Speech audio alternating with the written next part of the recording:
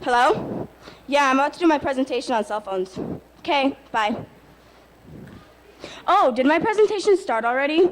Sorry, that was my dad wondering when my presentation was. Now, you're probably thinking that was really rude, but that wasn't a real phone call. Now, I want you to imagine how your life would be without a cell phone. How would you communicate with your friends, family? Honestly, if you were to ask me that question, I would say, I don't know. This is how much cell phones have evolved around our lives, and this made me think about cell phones, how cell phones came to be. Can cell phones hurt us? What are the environmental risks of cell phones? And what are the social impacts on them? These questions will be covered in my presentation along with some statistics. Hi, I'm Abby Clark from the Early Achievers, and this is my educational presentation on cell phones. First, you might want to know some history. So, the cell phone was made in 1973 by a man named Martin Cooper, and it weighed 2 pounds. I can't imagine carrying something like that. Had a talk time of 30 minutes and needed a 10-hour recharge time. He had gotten the idea from Star Trek, the television show. So cell phones started out slightly bigger than the standard telephone. In 1973, Dr. Martin Cooper and Motorola took the prototype cell phone to New York to show the public. When he was in New York, he made the first ever phone call from a cellular device to his rival in Bell Labs. Then in 1977, cell phones went in for testing in Chicago, and over 2,000 customers tried it. Now, can cell phones hurt you? Yes. There are studies that say that the death grip is not good for you.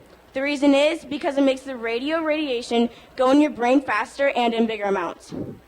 And since it's still being studied, doctors won't know the reason for your medical problem.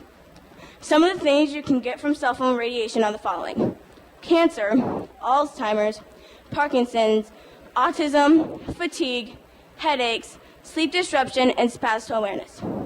But some research has been proven that it does not hurt you, so you don't have to freak out about anything that I just listed above. Now, can you save yourself from radiation? Sadly, no. Because if it's on your waist, it can kill your blood cells that are needed to produce tissue in your pelvic bones, and they are being exposed to radiation. Same with your liver, kidneys, and other important body organs. This means that the body tissue on the lower body area is a good conductor and absorbs the radiation more than the head. Studies and tests have shown that many hands-free kids found that the earpiece themselves are like an antenna and put more electromagnetic radiation in their ear.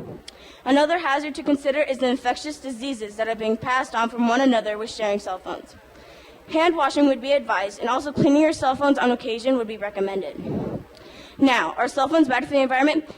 Now, how many of you recently just got a new phone? Well, yes, they are. We have over 125 million plus cell phones in discard every year. This means we don't have room in our landfills for other things that are actually needed. Something you can do to help your environment is recycle your cell phones when you get a new one. Like, give it to your cell phone company. They can make new and different cell phones from their parts. Some places you can take your cell phone is the CASA program, which is an organization that helps against domestic abuse. Research has proven that more than half our landfills are full of electronic waste, which is discarded electrical or electronic devices. But you have to remember that that's not all cell phones.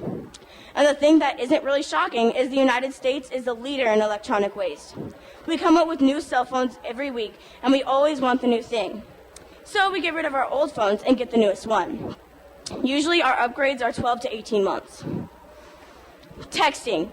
Now, how many of you have texting on your cell phone? On December 3rd, 1992, a man named Neil Papworth sent a text message to Richard Jarvis, and that was the first ever sent text message. The standard messaging uses about 160 characters in the English alphabet. Now, how many of you have ever texted while driving or called while driving? A law was recently passed that said in Iowa, texting and driving is illegal. Teens and adults are very or extremely distracted while reading or answering a text. Statistics show that 46% of the teens admitted being distracted behind the wheel because of a text message.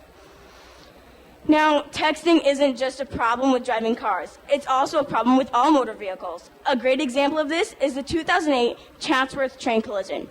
Killed 25 passengers because the engineer of the train didn't see the red light showing that the other train had the right-of-way.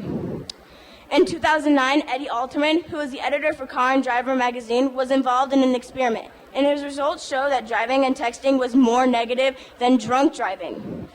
Now, time for some statistics. In 2011, 6,000 people died and 500,000 people get injured from texting and driving.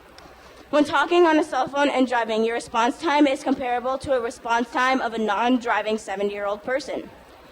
In 2009, 5,474 people died in the United States and 448,000 were injured. Almost 50% of teens are texting while driving. Eating, smoking, or changing the music is just as dangerous. Now, you come up to a car accident and you call 911. Later that night, it's on the news, and it was caused by texting and driving. Well, then you remember right before you see that car accident, you or your mom was texting while driving, and you think, gosh, that it wasn't you, because the next day, the man was pronounced paralyzed from the waist down. Now, let's review. Dr. Martin Cooper made the first ever cell phone, and it weighed 2 pounds. You can get hurt from your cell phone radiation, and you should always clean your cell phone once in a while. Texting while driving is more negative than drunk driving. I got my statistics from howitworksdaily.com, electronic.hubpages.com, and library.thinkquest.org. Are there any questions? This concludes my presentation.